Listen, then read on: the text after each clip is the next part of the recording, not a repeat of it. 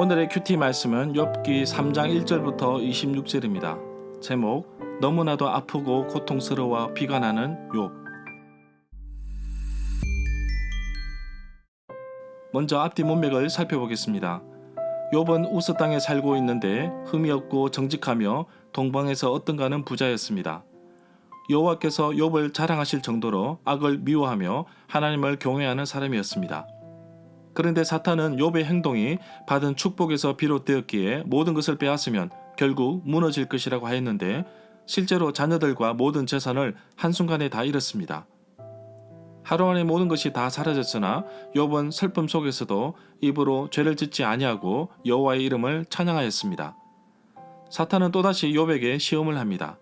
여전히 여호와께서는 욥을 신뢰하고 고난 속에서도 신앙을 튼튼히 붙들고 있음을 알고 계셨습니다. 사탄은 몸에 병이 생기면 사람이 자기 목숨을 구하는 일에는 무엇이든지 내놓는다며 욥의 온몸에 병이 들게 하였습니다.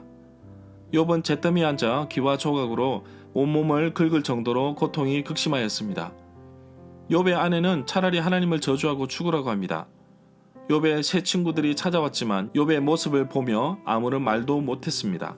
욥은 하나님을 원망하지 않았지만 고통스러운 상황 속에서 자신이 태어난 날을 저주하고 있습니다. 차라리 엄마 뱃속에서 죽었더라면 하는 자신에 대한 원망을 쏟아냅니다.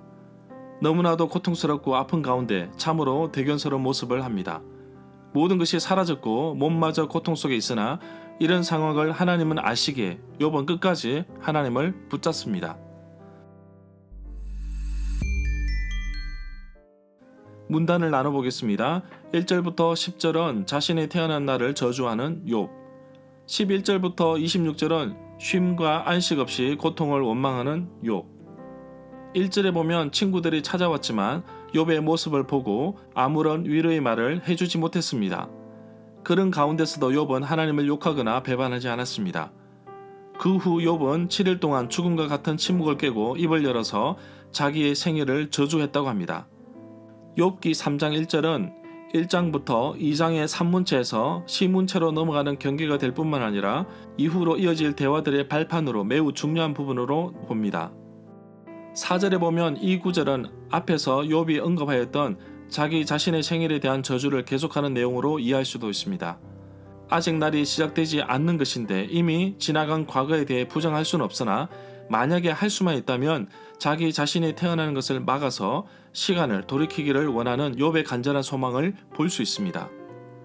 6절에 보면 이 9절부터 9절까지는 욥의 어머니가 욥을 임신했던 밤에 대한 저주를 다룬다고 할 수 있습니다. 욥은 자신의 존재의 시작을 부인하고 싶을 정도로 그의 고통을 심적으로 표현한 것으로 볼 수 있습니다.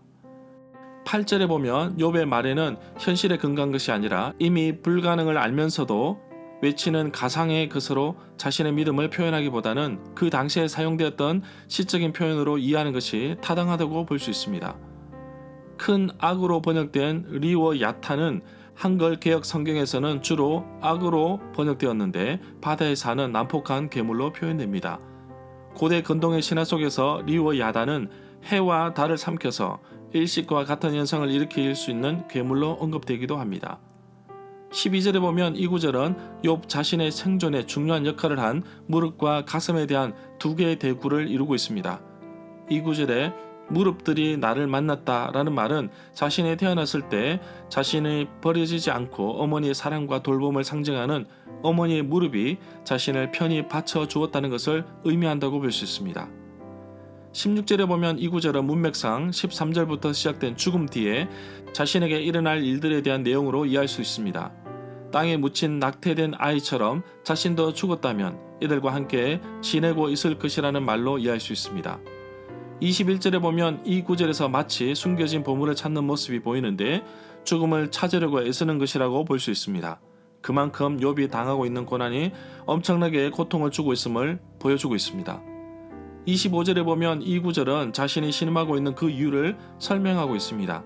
자신이 걱정했던 가장 무서운 일이 벌어졌다는 것을 암시하고 있고 욥의 심리적인 상태를 표현한다고 볼 수 있습니다. 욥기 1장 5절에 보면 욥은 자기 자신의 자녀들이 죄를 짓지 않도록 신경을 많이 썼던 것을 볼 수 있습니다. 그러나 지금은 가장 두려웠던 것들이 한순간에 몰아왔기에 재앙이라고 볼 수 있습니다. 절마다 상세한 설명과 구절 해석, 그리고 핵심 내용과 중심 줄거리는 네이버 블로그에 올려져 있습니다. 내게 주시는 교훈입니다.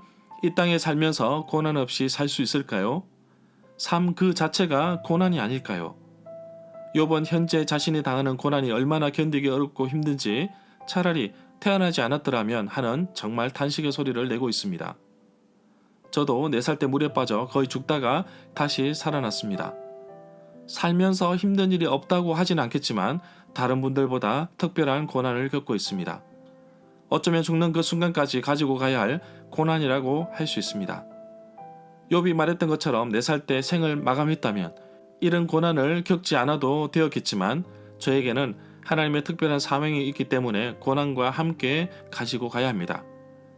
복음을 전하기 위해 훈련이 필요한데 저는 2003년부터 현재 2023년까지 21년 동안 한국교회 전도와 제자 훈련을 위해 자비랑으로 사역하고 있습니다. 그만큼 중요하고 귀한 사역이기에 하나님은 지금도 나를 붙잡고 계십니다. 몇 번의 생명의 위기 속에서도 하나님은 이 사명을 다하기까지 나를 붙들어 주셨습니다. 욥이 정말 모든 것을 한순간에 잃고 또 견딜 수 없는 병을 가지고 있으면서도 입으로 하나님을 향하여 죄를 짓지 아니하고 모든 주권이 하나님께 있음을 고백하고 있습니다. 정말 욥처럼 살 수 있을까요? 이런 질문을 다시 한번 해봅니다. 젊었을 때는 패기와 열정으로 욥처럼 살아도 이겨낼 수 있다고 보았지만 나이 들어보니 고난은 피하는 것이 최선이라는 것을 알게 됩니다. 그러나 의도치 않게 다가오는 고난을 어떻게 맞아들일 것인가요? 축복을 고난으로 포장한 상태로 나에게 주어진 그 선물을 어떻게 받아들일 것인가요? 욥의 모습을 보면서 이 세상 살아가는 그 자체가 하나님의 영광과 나를 향한 하나님의 계획이 있음을 보게 됩니다. 그렇기 때문에 고난 중에서도 기뻐하며 소망을 가질 수 있는 것입니다. 오늘도 고난 속에서 살아가지만 이 고난이 탄식을 넘어 기쁨의 옷을 입고 하나님과 동행하며 기뻐하는 하루가 되기를 간절히 소망합니다.